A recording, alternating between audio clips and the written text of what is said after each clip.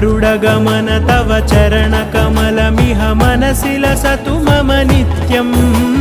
मनसि लसतु मम नित्यं मम तापमपाकुरु देव मम पापमपाकुरु देव मम तापमपा